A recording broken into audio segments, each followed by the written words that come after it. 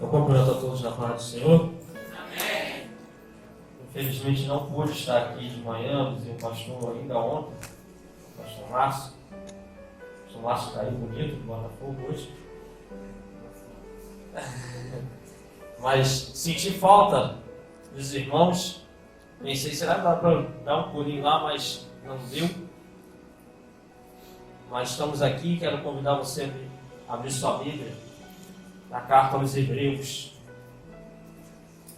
Hebreus, capítulo de número 10. Carta aos Hebreus, capítulo de número 10.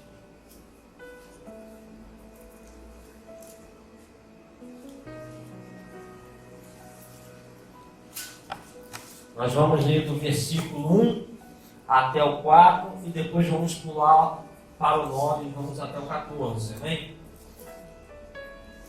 Quem achou, dê glória a Deus. Glória a Deus. Quem não achou, diga, me espera. Eu espero você mais um pouquinho.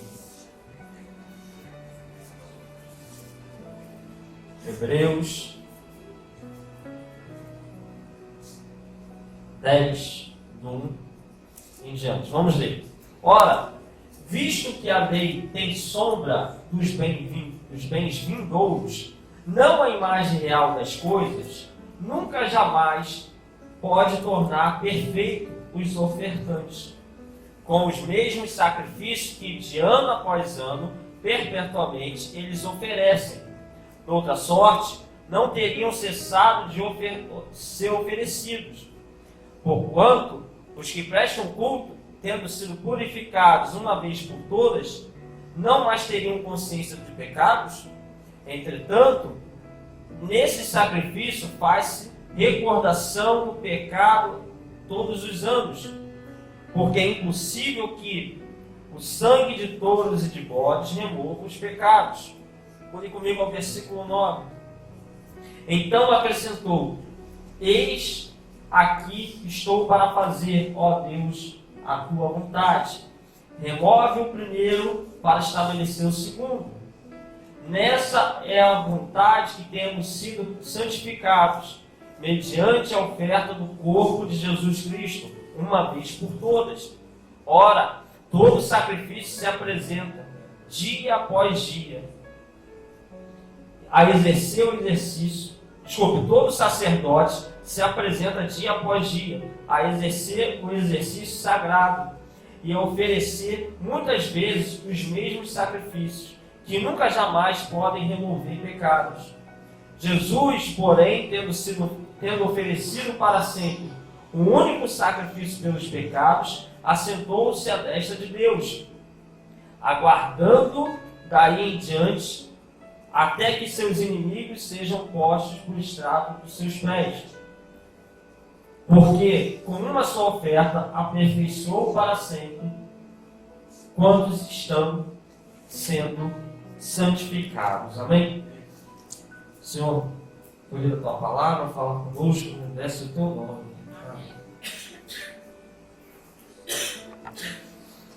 Vamos à carta aos Hebreus. É uma carta que fala muito sobre a transição da antiga para a nova aliança. O texto que acabamos de ler vem apresentar como aqueles sacrifícios da antiga aliança, sacrifícios de animais que eram feitos para a remissão dos pecados do povo, como eles agiam não podendo apagar o pecado, mas simplesmente cobriam os pecados. Era um sacrifício que vinha a trazer uma religação momentânea com Deus. Em contrapartida, o texto está dizendo que o sangue de Jesus é diferente, porque não é um sacrifício que precisa ser repetido anualmente, mas que foi feito com poderes para uma vez por todas. Um sacrifício que é diferente, que ele não vem cobrir o pecado, mas ele vem lavar o pecado do pecador. Ele vem apagar, remover o pecado de cima do pecador. E trazer agora não uma religação momentânea, ou anual, melhor dizendo, mas uma religação eterna. Lógico que condicionada à questão da fé. Mas quando nós falamos sobre haver uma religação, automaticamente estamos falando que houve uma ligação anterior que foi rompida e por isso a necessidade de uma religação. Quando nós estamos vendo isso, nós estamos vendo que o sacrifício é para nos religar com Deus. Porque outrora houve uma ligação que foi rompida. Uma ligação de Adão e Eva com Deus. Aonde o homem foi formado a imagem e semelhança de Deus. Não uma imagem física. Até porque a palavra imagem ali não remete a isso. A palavra tselem, usada ali para imagem, fala de sombra, aspecto moral. Até porque se fosse físico, qual seria o rosto de Deus? Cada um aqui tem um rosto. Acontece que o homem tinha uma ligação direta com Deus. O homem era ensinado por Deus diretamente. O homem via e convivia com Deus todos os dias. Não o dia inteiro, mas todos os dias. O homem tinha todo o benefício dessa ligação com Deus. Não só o conhecimento do bem, não só o conhecimento de Deus, mas também o fato de estar no Éden, no paraíso, uma região, não vou entrar aqui muito na geografia bíblica, mas pasmem, era no Iraque, por ali. Mas enfim, uma região que naquela época era bonita, aonde o homem tinha um estado de estar livre das dores emocionais, livre das dores físicas, livre da doença, da morte. O homem tinha tudo o que necessitava para viver, ele tinha ali naquele jardim. Ele tinha habitação, ele tinha comida, ele tinha tudo. Espiritual e fisicamente falando. Porém, diante do pecado de Adão, o homem vem a ter a perda de tudo isso. Eva é tentada, ela vai e põe uma pilha lá no marido. O marido também cai. E eles desobedecem à lei de Deus. E por causa da desobediência, o homem agora é separado de Deus. Quando nós vamos ver o pecado de Adão, às vezes eu fico tentando entender a Eva, mas eu acho que eu entendo um pouquinho, não concordo com ela, mas eu entendo. Porque ela já conhecia o bem. A proposta de Satanás foi: tu conhecerás o bem e o mal. A mulher já conhecia o bem, a proposta na verdade é: tu conhecerás o mal. Só que antes ela falou: tu serás como Deus. Aí logo depois, vírgula, conhecerás o bem e o mal. Para mim a Eva estava assim, ó, como Deus. E viajou no que a serpente estava falando. E ela vai comer, vai dar para o Adão comer, o Adão come. E por causa disso, por causa do pecado de Adão, o Deus Santo não podia mais conviver com o homem pecador. E agora uma ruptura, um desligamento nessa ligação. Nisso tudo vai entrar o pecado. Quando entra o pecado, o salário do pecado é a morte. Vai entrar a morte. A imagem de Deus agora no homem está corrompida, o homem é caído, o homem é inclinado a fazer o que é mal. Tanto é que Gênesis 5, versículo 1 vai dizer que Adão foi criado à imagem e semelhança de Deus, mas o descendente de Adão foi criado à imagem de Adão, já com a natureza caída. E aí vai entrando essa natureza que vai passando de pai para filho. E nós nascemos com essa natureza, separados de Deus. Se você tiver um filho hoje, ele nascer daqui a 5 minutos, ele vai nascer separado de Deus, com natureza má, inclinado a fazer o que é mal. Que é isso? Por que você acha que a criança quer meter o dedo na tomada, quando você já falou 30 vezes que não vai meter o dedo na tomada? Por que ele quer zombar, às vezes excessivamente, do amigo? Quem que nunca aqui puxou a cadeira para o amigo cair? Todo mundo já fez isso, pelo menos eu e mais alguns. É a natureza pecaminosa.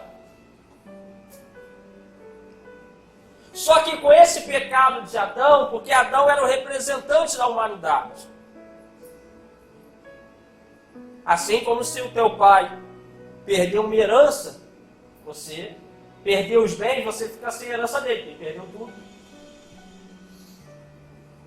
E aí vai entrar doença, vai entrar sofrimentos psicológicos, vai entrar disfunções genéticas, por isso que as pessoas nascem com disfunções genéticas.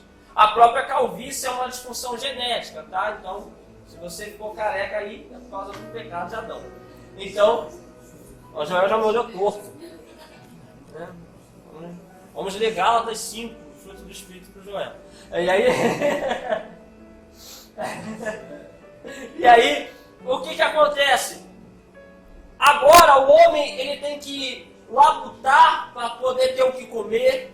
Ele tem que trabalhar muitas das vezes durante muito tempo. As mulheres passam a ter dores no parto. Começam problemas familiares. Vide Caim e Abel. Quando a gente começa a entender que toda essa ruptura do homem com Deus trouxe todos os males que nós sofremos hoje. Por que eu passo isso? Por que eu passo aquilo? Por que eu passei aquilo? Por que tem tanta maldade no mundo? Por que isso? Por causa dessa ruptura, da separação entre Deus e o homem e da inclinação do homem ao que é mal. E o castigo do próprio ato do homem. Acontece então que Deus ele vai prover sacrifício de animais para que pudesse ser coberto o pecado do homem, para que quando ele olhasse para o homem, ele não avistasse mais o pecado, mesmo que estando apenas coberto, para que ele pudesse se relacionar com o homem e para que ele pudesse até mesmo abençoar o homem. Porque aquele sacrifício trazia uma religação, mesmo que momentânea. Sim, sacrifícios que apontavam para o sacrifício supremo, que seria o sacrifício de Cristo. Mas era algo provisório para que nós pudéssemos ser, quando eu falo nós, a raça humana pudesse ser abençoada com as benesses da religação com Deus. E então, quando a gente vê isso, nós vemos que isso foi dado ao povo de Israel. E o povo de Israel, quando ele sai do Egito e entra em Canaã, ele vai passar por algumas situações. Era um povo que precisava comer. Era um povo que precisava se sustentar. Era um povo que precisava de moradia. Era um povo que tinha os mesmos dilemas que nós temos ao longo da nossa vida. Só que quando eles saem do Egito, eles eram escravos. Mas o Egito tinha uma particularidade. O que você plantava lá crescia, porque tinha um Nilo para irrigar. Quando eles vão para Israel, mas é a terra que manda leite e mel. Mas era o quê? Era uma terra boa para a criação de animais, não para a plantação. Até porque a gente ainda nunca viu pé de leite e pé de mel, né? Nunca plantou um leite um pé. Então, acontece que eles necessitavam da chuva, porque não dava para todo mundo criar animal, tinha que variar a coisa. E Deus vai falar, olha, se vocês me servirem e me adorarem, eu vou mandar chuva. Se vocês não me servirem, eu vou fechar o céu. A própria questão de adorar ao Senhor trazia como consequência as bênçãos de Deus sobre a vida deles. a não ligação deles com Deus trazia o quê? A falta das bênçãos de Deus. Eles ficavam à mercê da sua própria sorte, que era terrível devido à consequência desse desligamento. Então Deus veio a prover o sacrifício, que era o dia da expiação.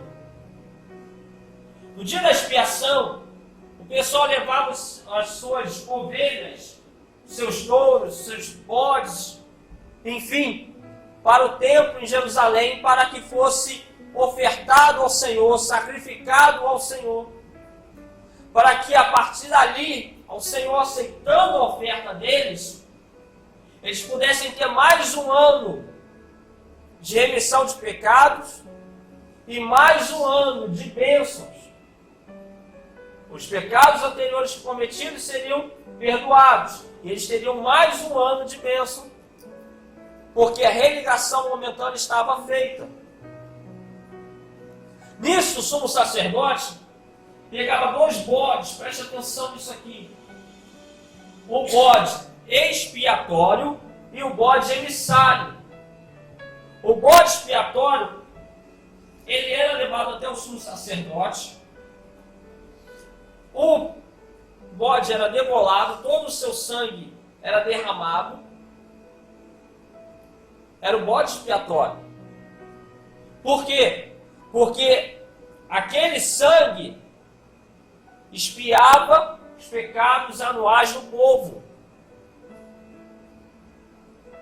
Esse bode tipifica Jesus sendo morto. Tipifica a morte de Jesus. Era uma sombra do que havia de vir, como nós lemos aqui no texto. Após isso, trazia-se um bode emissário. Então, o sacerdote molhava a sua mão direita no sangue do bode expiatório, botava sobre a cabeça do bode emissário e despedia, ou seja, enviava aquele bode para fora do arraial do povo, simbolizando que estava sendo tirado os pecados do meio do povo. Esse bode emissário tipifica Jesus sendo ressuscitado, Jesus ressurreto, confirmando a nossa justificação. Tem um povo aí que diz que bode era o diabo, né? O diabo seria corredentor, né? Vamos fazer o culto ao diabo daqui a pouco, né? Daquele que seria que fosse corredentor. Mas não, o bode emissário é Jesus, tipifica Jesus. Tanto é que quando João Batista olha para Jesus, ele vai dizer: eis aí o Cordeiro de Deus que tira o pecado do mundo. Porque assim como o bode emissário levava os pecados para fora do povo, Jesus, ele tira o pecado de cima da gente. Então a gente começa a entender que Jesus é a religação. Mas uma religação que ela não é momentânea. Ela não é algo que tem que ser refeito de ano em ano. Mas ela é eterna e perfeita e suficiente para nos religar com Deus. Para que tudo aquilo que foi perdido, quando houve a ruptura lá atrás, venha agora a ser restabelecido por causa do sangue de Jesus. É por isso que Jesus, ele vai para a cruz. Ninguém levou Jesus, ele quis ir. Pedro, eu mandei tu pegar a espada para vocês se defenderem, não é para me defender. Se eu quiser, eu mando a polícia de anjo aqui, eu mato todo mundo. Diante de Pilatos, se eu quiser, eu destruo teu reino, Pilatos. Ele se dá. O Pai o enviou, mas ele vem em obediência livre. Ele se dá como Cordeiro de Deus.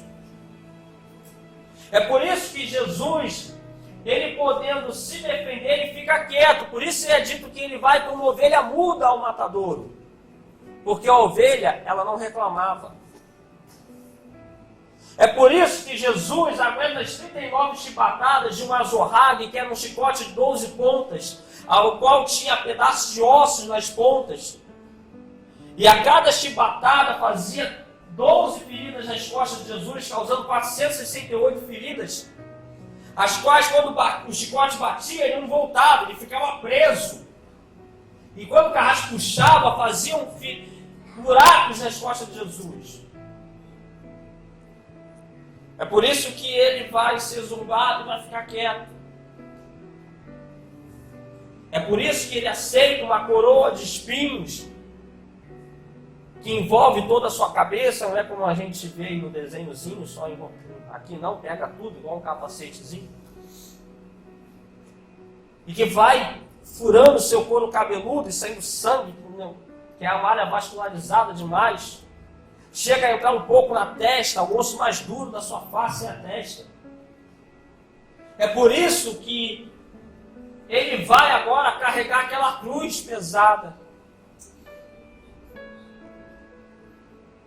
Veja aquela via dolorosa. É por isso que ele vai ser pregado naquela cruz, aonde ele tem os seus braços estendidos para que o cravo entre no meio do seu punho. Um cravo de cerca de 17 centímetros. Todo o terror de ver aquele cravo sendo apontado, o martelo subindo e descendo contra o cravo para entrar. E a dor de rasgar parte do seu nervo. Depois todo o terror de ter o outro braço estendido, sabendo que vai viver a mesma coisa agora. De ser pendurado naquela cruz, ter agora os pés juntos para que um cravo fure os dois pés. E ele fica pendurado mais ou menos nesta posição. O braço fica meio estendido para cima. Só que isso durante muito tempo causa uma coisa chamada tetânia, que vai, por causa da dificuldade em expirar, ele conseguia inspirar, mas ele tinha dificuldade em expirar. Ele começava a ficar sufocado e os músculos iam tendo cãibra, era tetânia. Não chegava oxigênio aos músculos e os músculos iam tendo cãibra no corpo inteiro. Jesus ia ficando roxo por causa da sua situação. E ele tinha que, em alguns momentos, porque isso, o ser humano só dura 10 minutos nessa posição. E ele tinha que forçar. Ele tinha que forçar agora. Não mais ficar com seus joelhos dobrados, mas tinha que estender o joelho para levantar um pouquinho o seu corpo, para conseguir expirar, para não morrer sufocado. E a dor da perna, por causa de toda a câimbra que já estava, e agora ele tinha que sustentar o corpo em cima do cravo que estava no pé.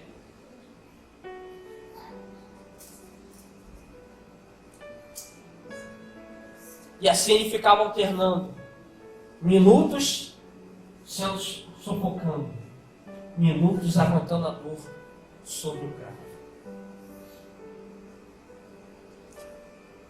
Horas ali.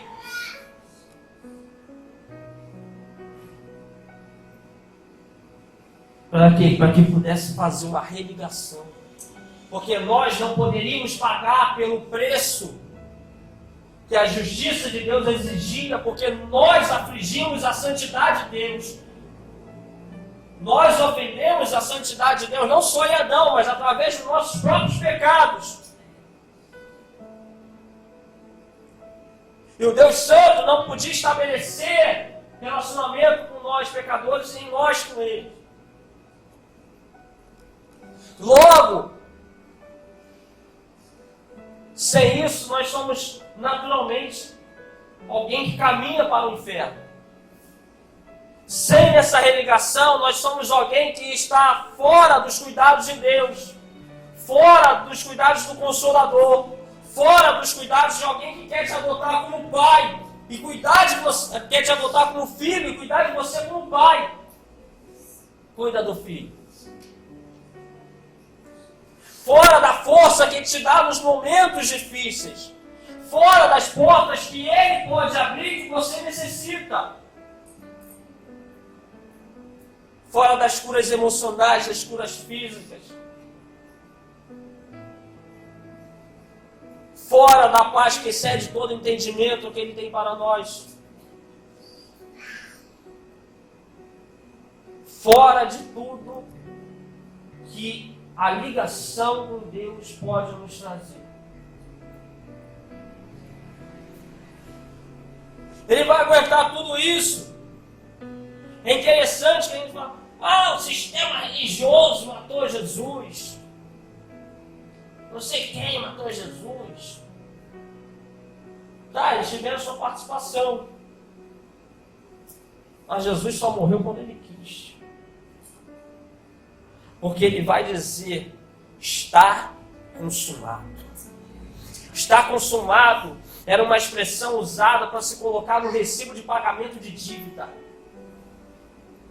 É por isso que Colossenses 2,14 vai dizer que Ele cravou o nosso escrito de dívida na cruz do Calvário. Por quê? Porque se eu tivesse uma dívida com você, quando eu te pagasse, eu pegasse o recibo, eu ia lá na porta da cidade, que era de madeira, ficava aquele recibo lá para todo mundo ver que eu paguei a dívida. Porém, nós não podemos pagar a nossa dívida com Deus, mas Ele pagou em nosso lugar. E Ele cravou na cruz, que era de madeira, lá naquele Monte Calvário, para a cidade inteira ver. Ele disse, está consumado. A nossa dívida de pecado está consumada, está paga. E ela é efetiva a partir do momento que você crê no Senhor Jesus como Senhor e Salvador da sua vida.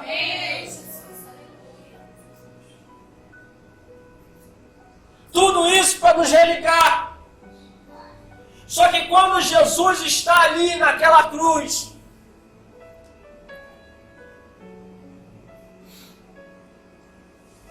muitos não vão entender. Como na realidade hoje, parece que muitos não querem entender.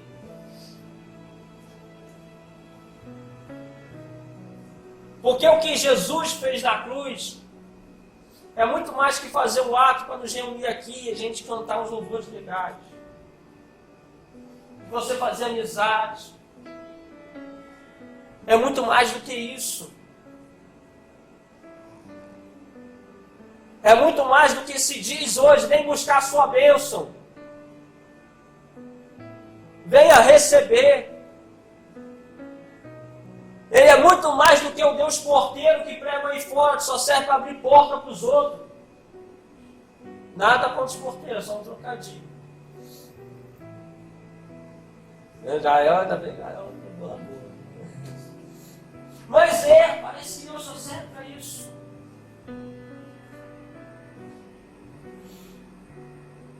O que Jesus fez foi que quando nós ofendemos a santidade de Deus, a justiça de Deus requeria uma indenização, o amor de Deus entra em ação e diz, eu mesmo vou pagar a dívida de vocês que vocês têm comigo. A graça de Jesus, porque Ele vem em favor merecido, porque não merecíamos. O que você tem de bom para pagar pela sua dívida de pecado? Tudo que você faça de bom não vai cobrir a enormidade de pecados que você tem.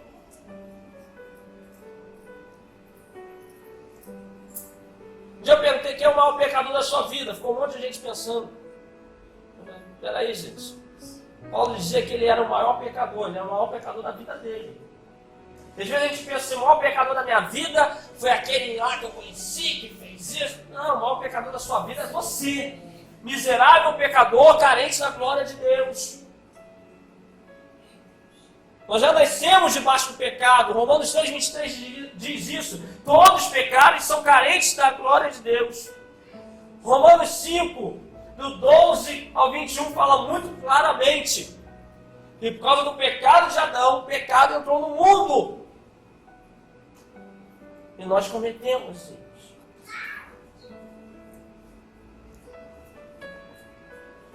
Agora Jesus vai fazer tudo aquilo ali para nos religar, para que o nosso pecado não seja mais somente coberto por uma sujeira que vai para debaixo do tapete, mas que nós venhamos ser lavados e remidos pelo sangue de Jesus, para que quando o Pai olhe para nós, Ele não veja mais um sujo pecador, mas veja alguém limpo por causa da justiça de Cristo e restabeleça a ligação conosco.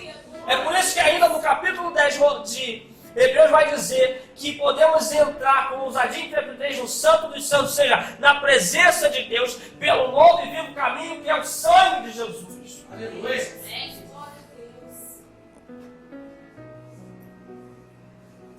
Nós entendemos isso. Nós deixamos de ser igual aos fariseus e romanos que lá estavam naquele Calvário.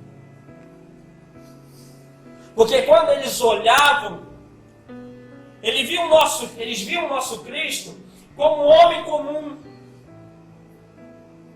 como um homem que foi surrado, espancado, zombado e recebeu uma dura penalidade. Um homem que tinha uma aparência, e como diz Isaías 53, que naquele momento não havia beleza alguma, porque agora estava todo ensanguentado, em vários momentos ficando roxo, moscas e mosquitos rondando a sua face, ventilando, enquanto dava para ventilar, né? Quando ele se suspendia sobre o cravo. Eles olharam para Jesus e viam isso. Só que eles olhavam aquele homem e viam alguém que estava ali surrado, espancado, humilhado e derrotado, segundo a ótica deles. Mas quando o Pai olhava para Jesus, ele via o Senhor dos senhores e Rei dos reis. Ele via o Cristo que vive e reina. Ele via aquele que estava como Cordeiro de Deus para pagar pela nossa salvação. Enquanto aqueles homens olhavam, viam Jesus com uma coroa de espinho, mas o Pai olhava do alto e via não a coroa de espinho na cabeça de Jesus, mas via a coroa de glória preparada para a nossa vida naquele grande dia. Enquanto os homens olhavam para a mão direita de Jesus, com um cravo naquele punho, e ali sangrando, eles viam aquilo, mas o Pai via a mão de Cristo sobre nós, estamos sobre ela, e nem nada nem ninguém pode nos arrebatar das suas mãos. Quando eles olhavam para a mão esquerda de Jesus e viam também outra mão furada no punho, o Pai olhava do céu e via a mão que cuida da nossa vida. A mão que cuida da sua vida nos seus dilemas, a mão que cuida da sua vida nas dificuldades, a mão que cuida da sua vida nos momentos de feridas, a mão que cuida da sua vida nos momentos de alegria, a mão que cuida de você como um pai cuida do filho. Enquanto se olhavam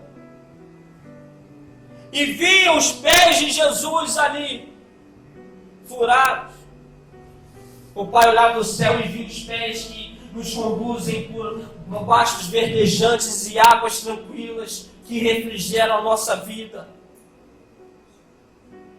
Enquanto eles viam Jesus sangrando, sangue descendo, ele via o sangue de Jesus nos lavando, nos purificando, nos religando com ele. Enquanto eles viam alguém que estava ali aparentemente derrotado, o Pai viu o Cristo vitorioso, que 3 dias depois, ao terceiro dia, vai ressuscitar, para confirmar a nossa justificação e religação com o Pai.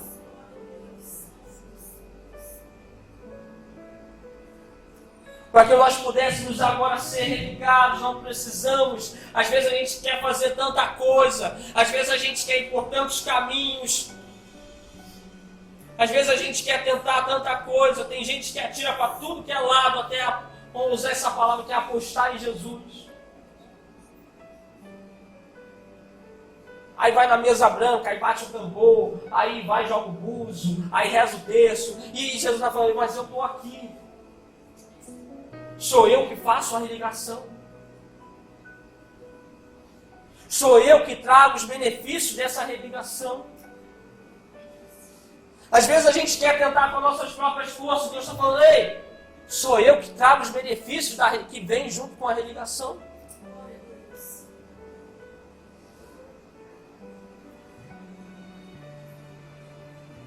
Acontece que nós temos os nossos dilemas. Se nós pararmos o culto aqui, cada um vai contar pelo menos 3 chutando por baixo. Você pode ter um problema de saúde, você pode ter um problema familiar, você pode ter um problema psicológico, você pode estar numa fraqueza espiritual, você pode ter um fardo muito grande sobre a sua vida nesse momento, você pode ter frustrações e traumas que ocorreram no seu passado, e parece que travam você, te destrói por dentro. E às vezes você está pensando, como que eu vou vencer isso? Como que isso aqui vai ser superado? Como que eu vou mais adiante? E Jesus está dizendo, eu sou suficiente porque eu paguei de uma vez por todas a religação. Eu paguei de uma vez por todas esse conectar com o Pai. Ele está dizendo, por causa do seu sacrifício, essa religação com o Pai foi feita. Agora nós estamos sendo restaurados na nossa imagem. A imagem de Deus em nós está sendo restaurada. É bem verdade que estará completa quando o nosso corpo foi revestido de corruptibilidade. Mas estamos sendo restaurados. Deus nos regenerou. Está nos santificando. Conseguimos lutar contra nossas tentações, as nossas concupiscências pela força do Espírito Santo. O Espírito Santo que não só nos fortalece, mas nos consola. É interessante que quando vai falar, ele vai dizer assim, eu enviarei outro Consolador, ele vai dizer Alon Paracleto. Alon Paracleto é um Consolador como eu, ele está dizendo que é da mesma natureza. Interessante que quando fala de Jesus como advogado, que também é uma tradução para Paracleto, lá em 1 João, se não me engano, capítulo 2, a palavra ali, ajudador, fala de alguém que anda ao seu lado. Então nós temos o Pai, o Filho e o Espírito Santo andando ao nosso lado. É interessante que muitas das vezes a gente fala tanto do Salmo 91 e o pessoal pega aquele versículo, nada que eu só estou aqui ilustrando, e ele pega e fala assim, o Senhor acampa os anjos dele ao seu redor. Tem gente que faz até uma mandinga gospel, né? Abre lá a Bíblia no Salmo 91, deixa aberto lá, como isso aqui vai trazer algum resultado. Aí deixa lá aberto lá na casa, como isso aqui, né, quase uma mandinga gospel. Aí deixa lá, não, aí a gente vibra, porque fala, o Senhor acampa os anjos dele ao seu redor, e diz, glória a Deus, aleluia, fala até língua estranha. Mas a gente não entende que ao redor é próximo. Mas ele está dizendo que ele anda ao nosso lado de mão dada conosco para nos fortalecer e nos ajudar. É interessante que a gente fala, não, estou vivendo uma guerra na minha vida. Só que a última defesa, ela sempre é a mais forte. Ele está dizendo o seguinte, nessa guerra, eu não botei o mais forte perto de você. Eu sou o mais forte, estou colado contigo para te ajudar e te dar a vitória. Ele está andando conosco ao nosso lado. Ele é suficiente para mudar a sua situação. Ele é suficiente para mudar aquilo que aflige a sua alma. Ele é suficiente para mudar a sua família. Ele é suficiente para mudar o seu casamento. Ele é suficiente para trazer a cura sobre você. Ele é suficiente para prover o sustento sobre a sua casa. Ele é suficiente para mudar a sua história profissional. Ele é suficiente para essa fraqueza espiritual. Ele é suficiente. Toda a instrução que nós a raça humana tinha lá, não, nós temos através da Bíblia e do Espírito Santo de Deus. Todo o cuidado nós temos. Toda a providência de Deus nós temos.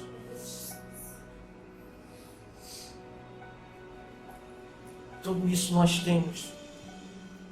Tudo isso Ele fez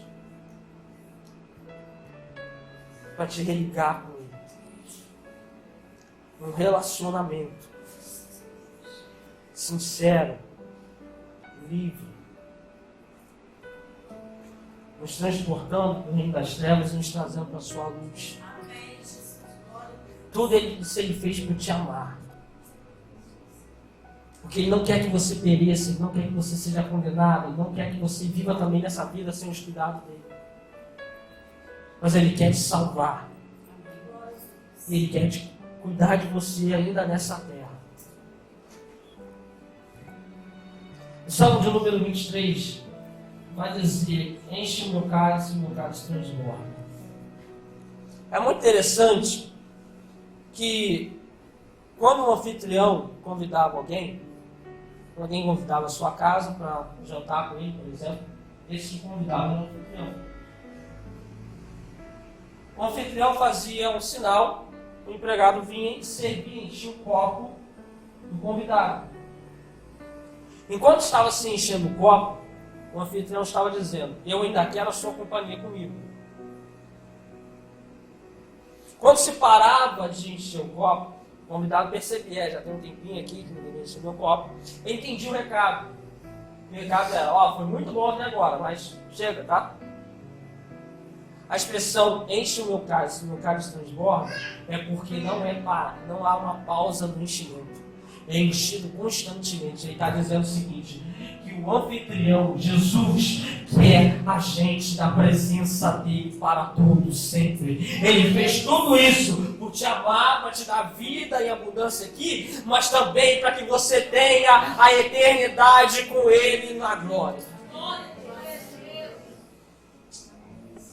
Tudo isso Ele fez por nós, sem merecermos. Mas o seu amor foi tão grande para conosco. E tudo que Ele quer, eu falo assim: estabeleça um relacionamento comigo. Entenda o que eu fiz na cruz por você. Entenda tudo o que isso gera na sua vida. E quando nós entendemos isso, nós passamos a ter um relacionamento. É tão interessante que no Antigo Testamento não se há expressão Pai, só Senhor. Jesus vai trazer a expressão Abba Pai para mostrar que Deus, Ele é mais do que Senhor. Ele continua sendo Senhor, mas é o nosso Pai que cuida da gente. É tão interessante que nós, a igreja, somos chamados de noiva. Noiva tem relacionamento, noiva tem carinho, noiva tem cuidado, noiva tem amor. Ele vai dizer: não vos chamo mais servos, mas vos chamo amigos. Amigo tem proximidade. Amigo tem ajuda. Amigo tem dedicação. Ele está nos chamando para viver um relacionamento sincero, próximo dele. Para sermos cuidados por Ele como filho. Para sermos cuidados por Ele como noiva. Para sermos apoiados e ajudados como amigos.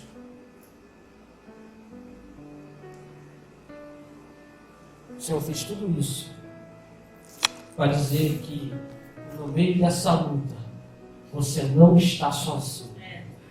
No meio dessa situação você não está sozinho. E que Ele é suficiente para mudar a sua vida. Amém? Eu quero orar pela sua vida. Amém? Vou pedir aqui para o pessoal do louvor cantar ouvindo. Você que está passando por uma luta e entendeu isso nessa noite, que Ele é suficiente para mudar, que tudo que Ele conquistou na cruz é direito nosso, é herança nossa, vem aqui na frente. E você que está afastado, nunca confessou Jesus como Senhor e Salvador da sua vida, vem aqui também. Se você sentiu, entendeu, sentiu o toque de Deus chamando nessa noite, e você quer viver tudo isso que Ele tem para você, vem aqui na frente. Vamos orar pela sua vida. Tudo que Jesus conquistou na cruz é direito nosso. É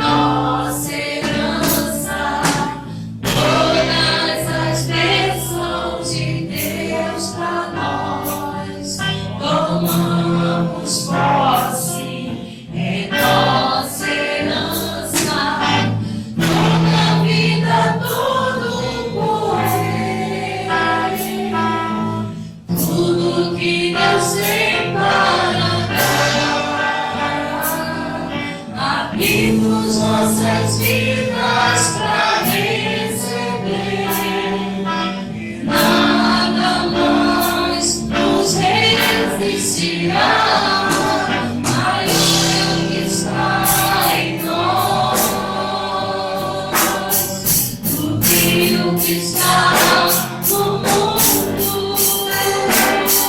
maior é o que está em nós.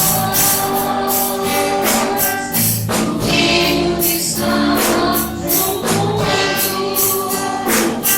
o brilho que Jesus conquistou na cruz, é direito nosso, é nossa herança.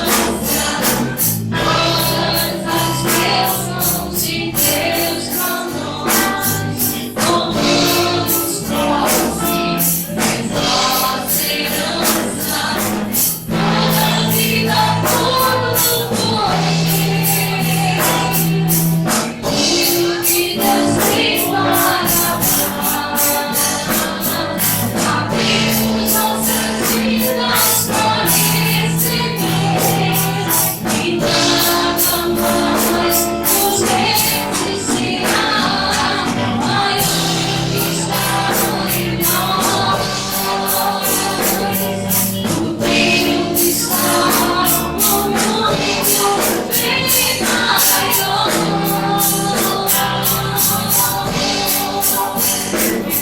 O brilho que está no mundo.